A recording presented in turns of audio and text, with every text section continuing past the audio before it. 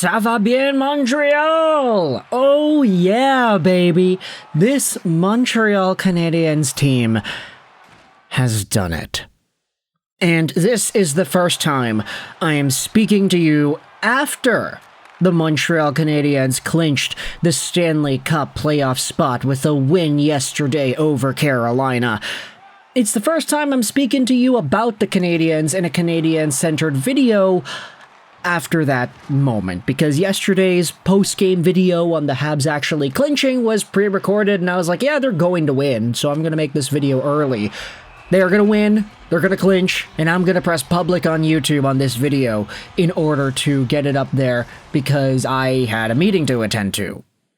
But now, we actually have the time and the capacity to dive into the Montreal Canadiens and how they flipped everything around. All they needed was a point yesterday.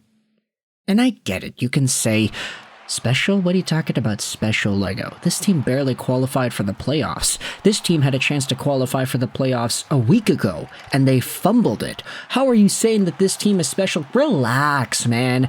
Relax. I'm not going out there and saying the Canadiens are going to win the Cup this year. I'm not even saying that they're going to do well. If you had seen the playoff predictions video we made, I said the Habs were going to lose in 5 in the first round to Washington. We can break down that series more if you want, but look, it's the Washington Capitals. They're really good.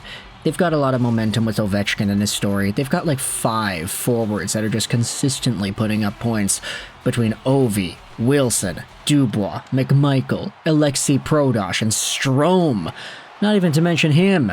Sure, some guys are hurt, and I guess that's going to play into it, but I think the Capitals are just a better team than the Canadiens, and I don't think that's all too unfair to say.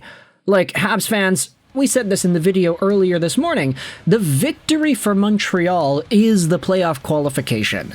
They don't need to win the Cup. Heck, they don't even need to win a round. Just the fact that they're in the playoffs is great experience for the guys that are up and coming, for the younger guys who have been growing and slowly getting better over the year, guys who have learned to play with more consistency and pace throughout this 82-game campaign. Believe me, it wasn't linear.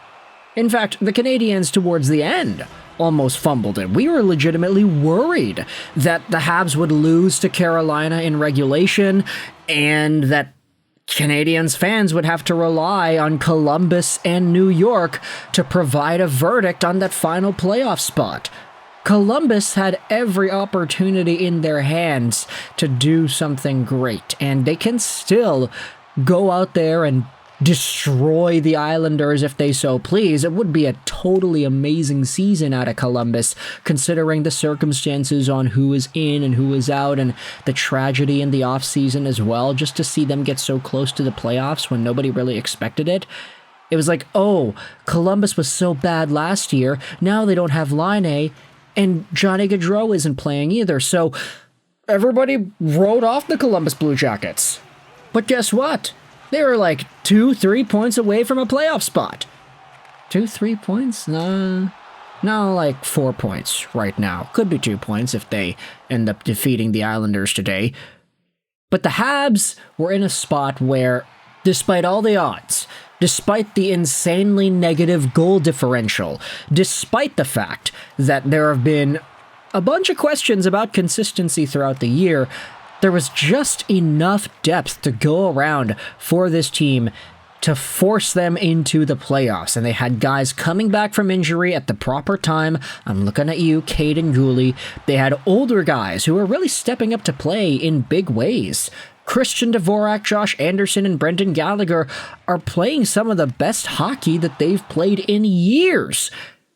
Coincidentally, some of it is together, but other than that, like, you could see it on the way Brendan Gallagher is moving around the ice. You can see it in the way that he's being a dog out there. Net front, on the rush, on the boards. Gallagher has been a heart and soul motivator for the Habs for years. But this is one of the seasons where you can comfortably say, yeah, no, he's surprisingly good this year. I guess a lot of that has to do with the expectations, because some prior years Gallagher wasn't really effective, and a lot of Canadiens fans were kind of debating, oh, like, did they buy him out? He's making a lot of money, but Now it's like, okay, we can let him make that amount of money. He deserves it after all because of his dedication to the Habs, and now he's providing more value than he has in years. So that guy, looking amazing. Josh Anderson. Remember in 2021 when the Canadiens made the Stanley Cup final? Josh Anderson scored the very first goal of the playoff run against Toronto in Game 1 in that entire run. I only remember that because we did make a lot of videos about the Canadiens and their playoff run. I don't think we streamed for that game, but it certainly was a memorable moment. And then Paul Byron with the shorthanded goal on his knees to give the Canadiens the 1-0 lead in the series. Mwah, chef's kiss. What a beautiful play.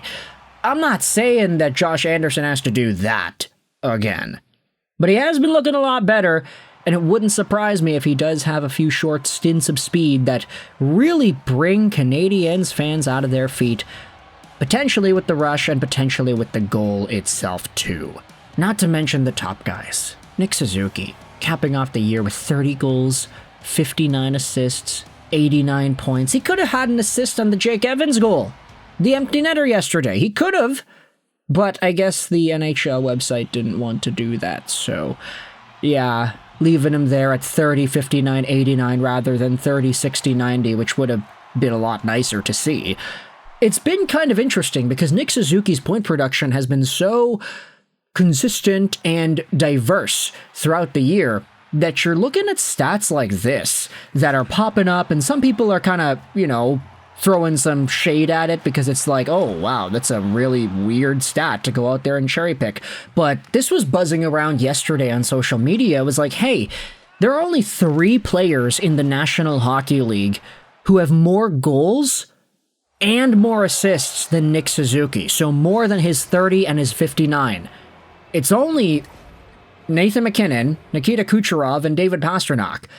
Every other player in the NHL, which includes Draisaitl, it includes Marner, it includes McDavid, it includes Kaprizov, it includes literally everybody else except those 3 guys. Nick Suzuki either has more goals than, or he has more assists than.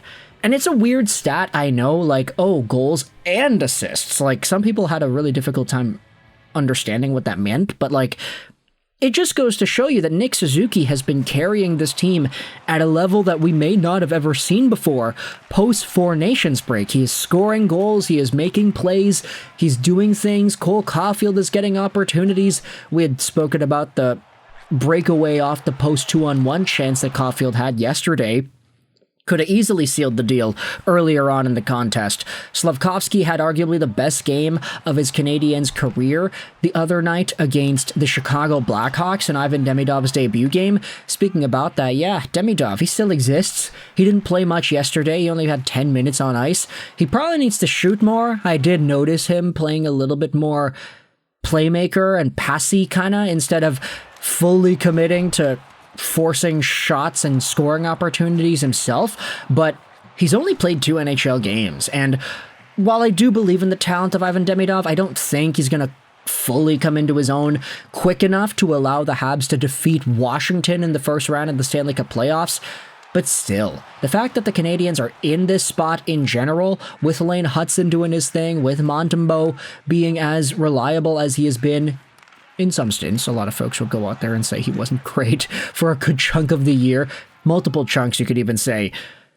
But this Canadiens team, to go from as bad as they were last year to making the gosh darn playoffs this year, yeah, of course they're going to celebrate it. Of course they're going to go out there, bring the microphones out, and have everybody standing at center ice, cheering and acknowledging the fans and being so proud of themselves. Of course they are. They sucked last year, the Montreal Canadiens did. So now, it's just 1 year later. Ivan Demidov is in town. He's playing. And the Habs are playing off against Alex Ovechkin, Mr. 896 himself, in the Stanley Cup playoffs in the first round. Let me know your thoughts in the comment section below about this conversation here. I hope you enjoyed this video. And bye.